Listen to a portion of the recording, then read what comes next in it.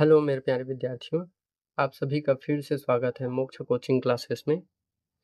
और कल की तरह आज हम फिजिक्स को आगे कंटिन्यू करने वाले हैं। तो मैं हूं आपका सर संतोष आदित्य।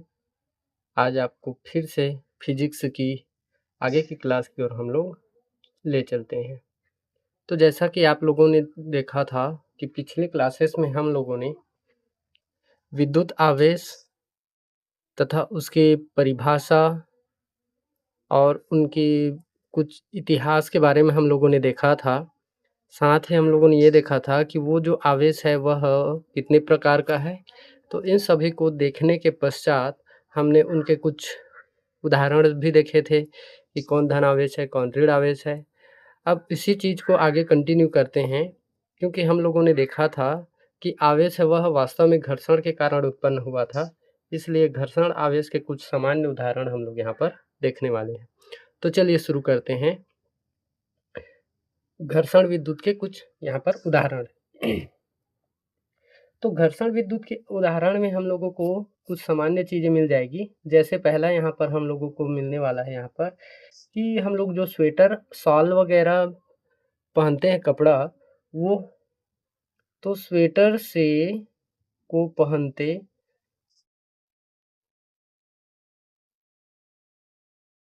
या उतारते समय चट चट की आवाज़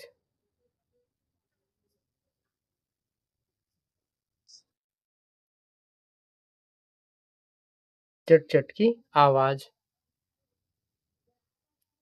ये हो गया। दूसरा यदि हम लोग देखें यहाँ पर तो प्लास्टिक की कुर्सी को यदि हम लोग कपड़े से झाड़ते हैं तो वो भी क्या हो जाता है, चार्ज हो जाता है। ठीक है, उसको छोड़ कर के मैं और आप लोगों को एक बढ़िया सा उदाहरण बता रहा हूँ। जैसे हम लोग जानते हैं प्लेन, एरोप्लेन, एरोप्लेन है ना, एरोप्लेन।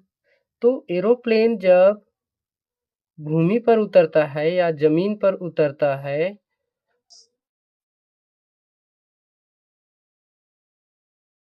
तब उसके टायरों से क्या निकलती है, चिंगारियां निकलती है उतरते समय। तब उसके टायर व जमीन में घर्षण के कारण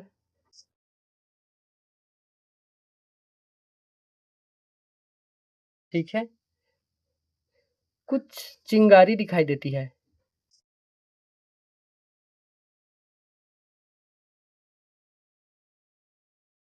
निकलना है ना, ये अक्सर ये जो घटनाएं होती है वो दिन में विजिबिलिटी नहीं होती है, रात में अक्सर ये दिखाई देती है। चूंकि इस कारण से ये वास्तव में आवेश का घर्षण के कारण उत्पन्न होने की क्रिया है। अतः ये दो घर्षण के मतलब घर्षण विद्युत के कुछ उदाहरण हम लोगों ने यहाँ पर लिया हुआ है। और भी बहुत सारे हैं। जैसे हम लोग क्या करते हैं, वो कागज की जो पतली पट्टी होती है उसको काट करके हल्का इस्त्री या उसके ऊपर आयरन करने से कागज की पट्टी क्या है, जो कागज की सीट होती है वो क्या होती है, आवेशित हो जाती है। और उसी पट्टी को यदि कोई टीवी वगैरह चल रहा होता है उसके पास ले जाने पर वह पर्दे को अपनी ओर क्या करती है, खींचती है। मतलब यदि घर का भी पर्दा हो या कोई कपड़ा हो उसके आसपास आता है तो उसको वह खींचने का प्रयास करता है। ये इसके कुछ उदाहरण है। ठीक है, अब इसमें हम लोगों ने देखा है कि ये तो आपस में आवेशित हो ही जाते हैं। तो आवेशित होने के साथ साथ हम लोग देखेंगे इनके लिए आगे, ठीक है, कि ये एक जगह से दूसरे जगह पर जाता है, चालक की तरह है। तो आगे हमारे पास है यहाँ पर चालक तथा विद्युत रोधी। इसी से हम लोग आगे लेकर के चलेंगे, आएगा चालक तथा विद्युत रोधी। ठीक है ना, चालक तथा विद्युत रोधी। तो यहाँ यदि हम लोग देखेंगे तो सामान्य रूप से देखा जाता है तो कोई भी जो पदार्थ होता है वह वास्तव में 3 तरीके से होता है। 2 तरीकों को सबसे अच्छे से हम लोग समझेंगे, उसके बाद इन दोनों का जो मध्यस्थ ना तो पहले वाले की ओर और ना दूसरे वाले की ओर, तो वह एक होता है तीसरा प्रकार का। तो 2 प्रकार यहाँ पर मुख्य रूप से होता है और उसको हम लोग समझेंगे 3 तरीके से, ठीक है ना? कौन-कौन सा? तो सबसे पहले आपको यहाँ पर मैं बता रहा हूँ, ठीक है?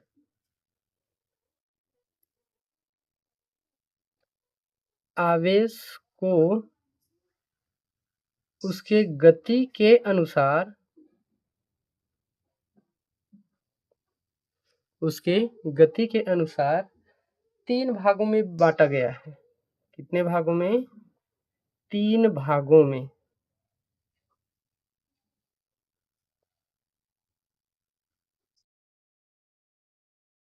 कौन-कौन सा? पहला, तो पहला यहीं पर आ जाएगा चालक। पहला कौन सा आ जाएगा? चालक। अब यही है, चालक क्या है? तो चालक को समझने के लिए हम लोग यहाँ पर देखेंगे, ये चालक क्या है? ठीक है, तो चालक है, जरा ध्यान से देखिए, वास्तव में जिस पदार्थ से या जो पदार्थ हम यहाँ पर स्पष्ट कर सकते हैं,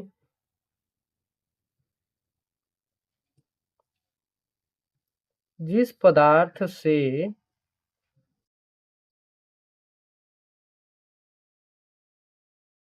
विद्युत आवेश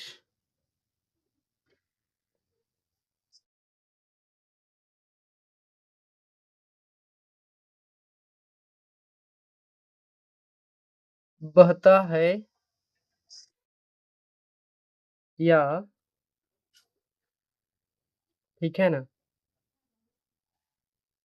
गुजरता है, चालक कहलाता है। ठीक है, अब इसके उदाहरण के रूप में हम लोग यहाँ पर देखते हैं, जैसे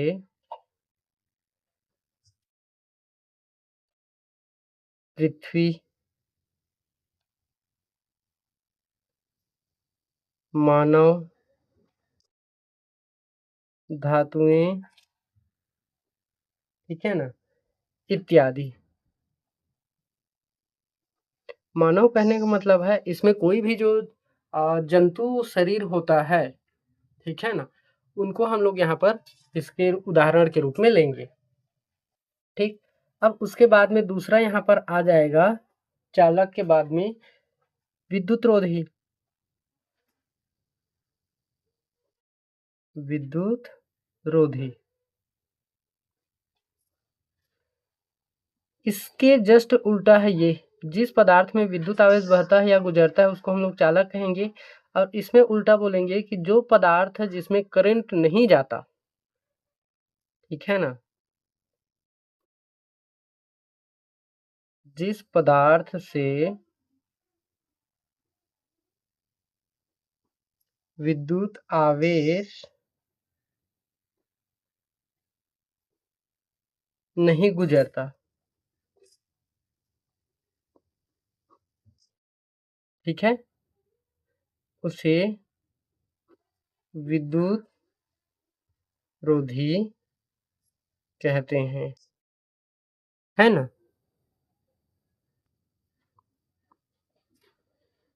इसको क्या कहते हैं? विद्युत रोधी कहते हैं। अब हम लोग देखेंगे, विद्युत रोधी तो हो गया, विद्युत रोधी के बाद में हमारे पास है चालक और विद्युत रोधी, इन दोनों का मिला जुला रूप, जिसको हम लोग क्या बोलते हैं? अर्धचालक बोलते हैं। क्या बोलते हैं इसको? अच्छा हाँ, सॉरी, इसके उदाहरण मैं आपको बताने वाला हूँ विद्युत रोधी के रूप में। तो विद्युत रोधी में है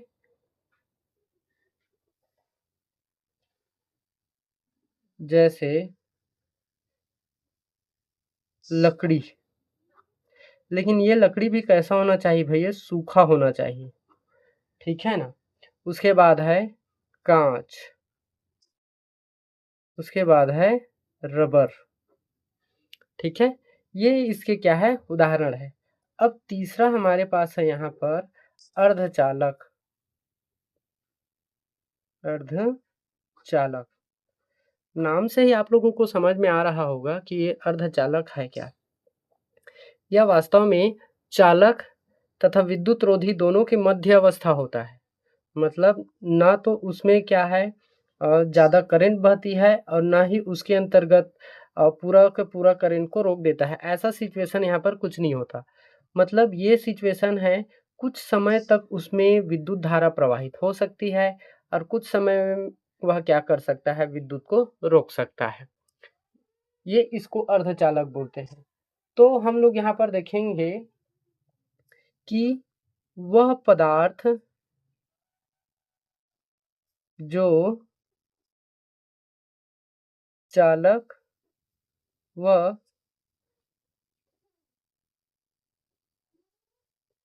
विद्युत रोधी के बीच होता है,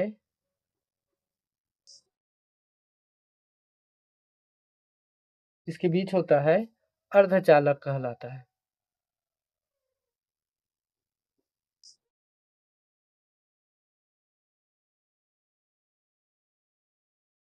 ठीक है। अब अर्धचालक वास्तव में क्या होता है, इसके अंतर्गत दो पदार्थ है जो अर्धचालक के रूप में होता है। एक है केमिस्ट्री के पीरियोडिक टेबल में आप लोगों ने दो तत्वों के नाम के बारे में पढ़ा होगा जो अर्धचालक के रूप में है। एक है सिलिकॉन व दूसरा है जर्मेनियम। ये दोनों पदार्थ ऐसे पदार्थ हैं जो अर्धचालक की तरह क्या है, कार्य करते हैं, अर्धचालक ही हैं। ठीक है। मतलब इसको तापमान प्रदान करने पर यह चालक की तरह कार्य करेगा, जैसे तापमान कम हो जाता है, ठीक है, तो वह क्या करता है, विद्युत रोधी की तरह कार्य करता है। दो चीजें हैं। ठीक है, समझ में आ गया। चलिए फिर आगे बढ़ते हैं। आगे हम लोग देखने वाले हैं, यहाँ से आगे होगा, आगे बढ़ते हुए आगे, तो चलिए देखते हैं।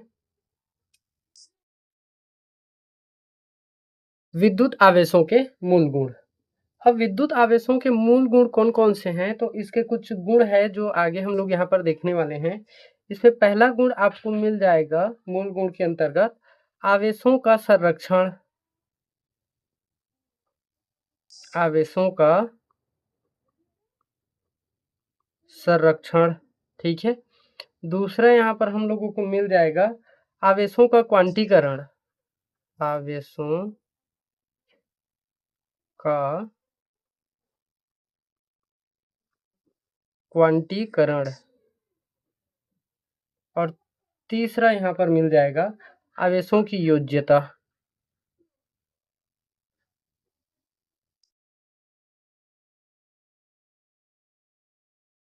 आवेशों की योज्यता, ये तीन इसके मूल गुण हैं।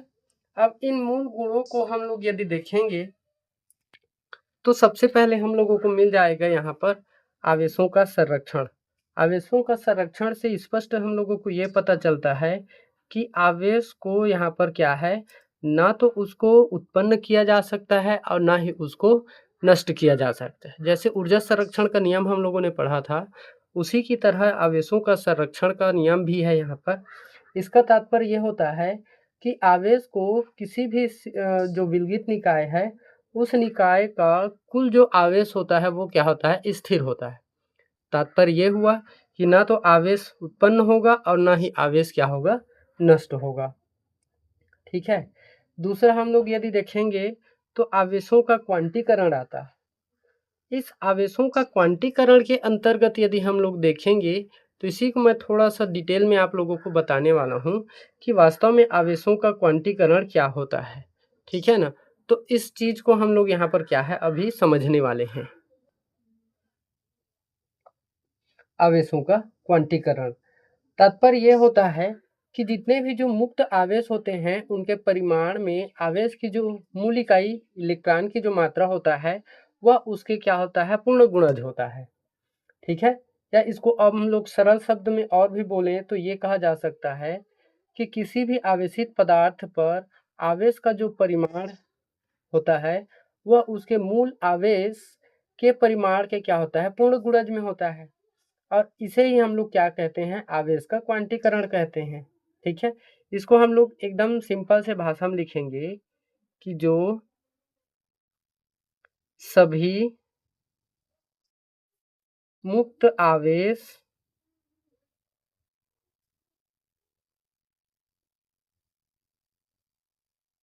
परिमाण में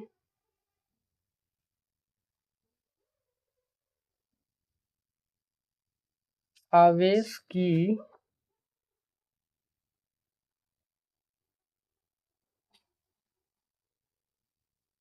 मूल इकाई ई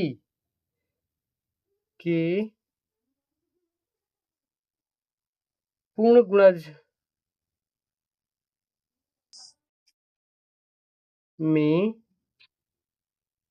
होते हैं। ठीक है, ये क्या होता है, इसके पूर्ण गुणज के रूप में होता है। अब इसको यहाँ पर हम लोग रखेंगे जहां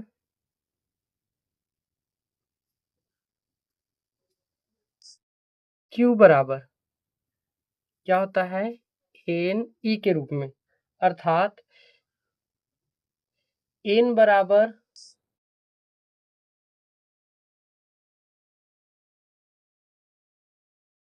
कोई धनात्मक या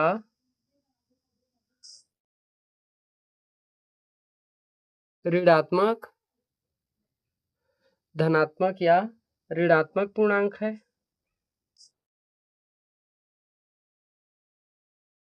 ठीक है, अर्थात यहाँ पर हम लोग कर सकते हैं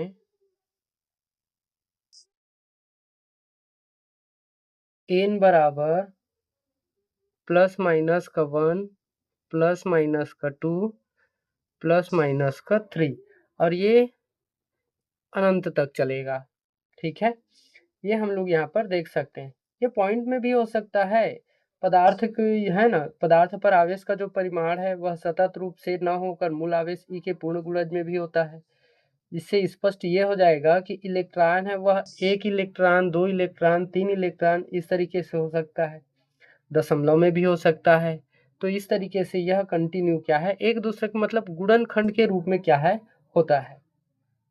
ठीक है, इसको हम लोग आवेश का क्या कहते हैं, क्वांटीकरण के नाम से जानते हैं। ठीक है, आगे हमारे पास है इसी का आवेशों की योज्यता। अब यदि हम लोग देखेंगे आवेशों की योज्यता, तो यहाँ पर हम लोग योज्यता को ले लेते हैं और योज्यता के बारे में यदि देखेंगे तो योज्यता कुछ इस तरीके से होगी, मतलब सीधी सी बात है कि यदि विद्युत आवेश योज्य होगा तो वह किसी भी पदार्थ में कुल आवेश उसके विभिन्न भागों में उपस्थित समस्त आवेश के क्या हो जाएगा, बीजीय योग के बराबर हो जाएगा। मतलब हम लोग ये कह सकते हैं कि यहाँ पर देखा जाए, परिभाषा को नहीं लिख रहा हूँ, सीधा सीधा मैं आपको बता दे रहा हूँ कि किसी भी जो पदार्थ होगा उसके कुल आवेश, हाँ इस पर लिख दे रहा हूँ, चलो, किसी पदार्थ का कुल आवेश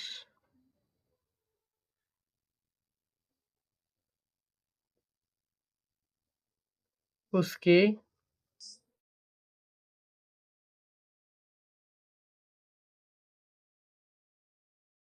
विभिन्न भाग में उपस्थित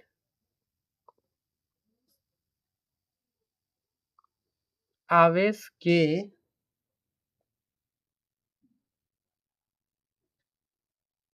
बीजीय योग के बराबर होता है। ठीक है, जैसे यहाँ पर यदि हम लोग देखेंगे तो जैसे के रूप में भी कर सकते हैं, क्या क्या, तो यहाँ पर हो जाएगा Q बराबर Q1 plus Q2 plus Q3, ये भी चलेगा प्लस करके, कहाँ तक चलेगा, ये अनंत तक चलेगा। ठीक है ना, मतलब हम ये कह सकते हैं कि जो कुल आवेश Q होगा वह उसके अलग अलग भाग में उपस्थित आवेश के क्या हो जाएगा, योगफल के बराबर होगा। ठीक है ना, यहाँ तक मेरे ख्याल से आपको अच्छे से समझ में आ गया होगा। अब हम लोग क्या करने वाले हैं, एक महत्वपूर्ण चीज को देखने वाले हैं, ठीक है।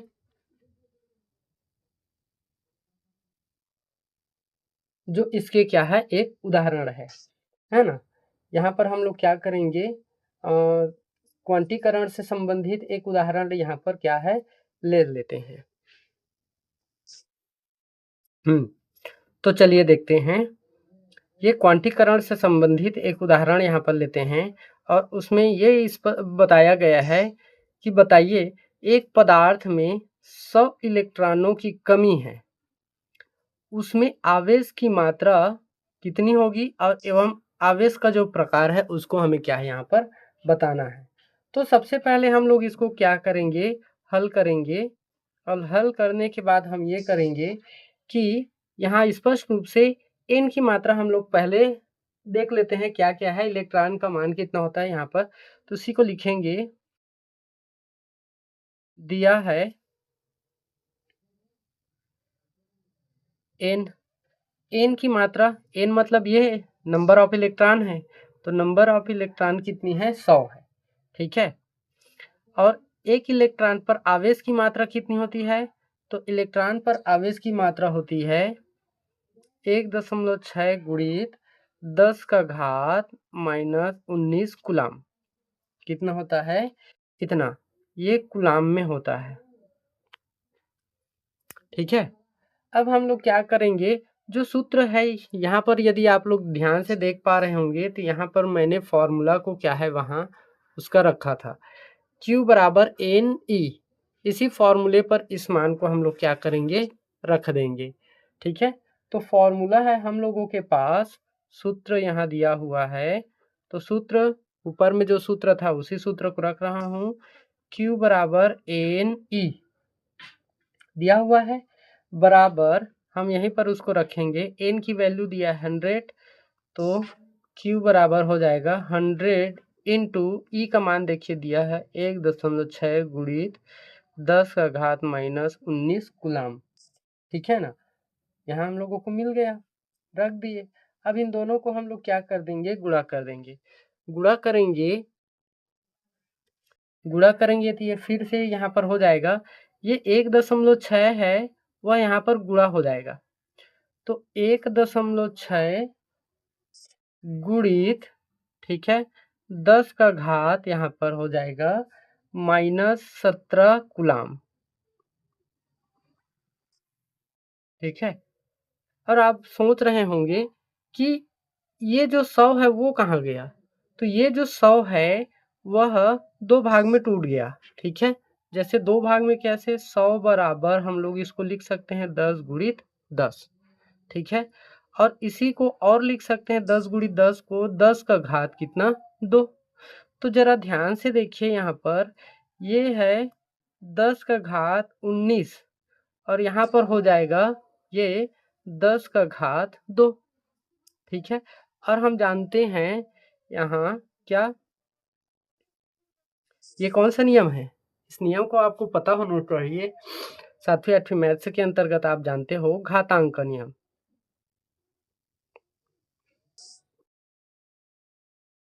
ठीक है, घातांक नियम से, तो घातांक नियम में हम जानते हैं ए का घात एम गुणित ए का घात एन होता है, तो उसका मतलब होता है ए का घात एम धन क्या होता है, एन हो जाता है। अब 19 में 2 को जोड़ेंगे, माइनस 19 में 2 को, तो यहाँ माइनस 19 प्लस 2, तो ये 2 है इसमें घट जाएगा और 19 में 2 घटेगा तो कितना बचेगा, 17 बचेगा कि नहीं बचेगा। तो यहाँ पर छोटे क्लासेस के जो मैथ्स होता है फॉर्मूला वो भी क्या होता है, आगे फिजिक्स में बीच बीच में यूजफुल होता रहता है, लगता रहता है, तो थोड़ा सा उसको ध्यान में रखिएगा। हाँ, अब इसमें हम लोग ये कह सकते हैं कि इस पदार्थ में चूंकि इलेक्ट्रॉन की कमी है, अतः इसमें धनावेश क्या है, होगा। हम ये कह सकते हैं कि इस पदार्थ में इलेक्ट्रॉन की कमी है, तो इलेक्ट्रॉन की कमी के कारण क्या होगा, यहाँ धनावेश होगा। क्या होगा, धनावेश होगा। ठीक है, ये यहाँ तक रहेगा। तो यहाँ मेरे ख्याल से आप लोगों को इतना समझ में आ गया होगा। ठीक है। तो यदि आप लोगों को समझ नहीं आया तो कमेंट में ज़रूर मेरे को बताइए कि इतना तक आपको समझ में आया कि नहीं आया। ठीक है? फिर आज का सेशन हम लोग यहीं तक रखते हैं। कल हम लोग देखेंगे इस टॉपिक का महत्वपूर्ण और गणितीय फ़ॉर्मूला वगैरह से संबंधित। तो कल का जो क्लासेस रहेगा वह कूलाम नियम से संबंधित होगा। तो हम लोग कल मिलते हैं अगले सेशन के लिए। ठीक है? Okay, thank you. आपका दिन मंगलमय हो।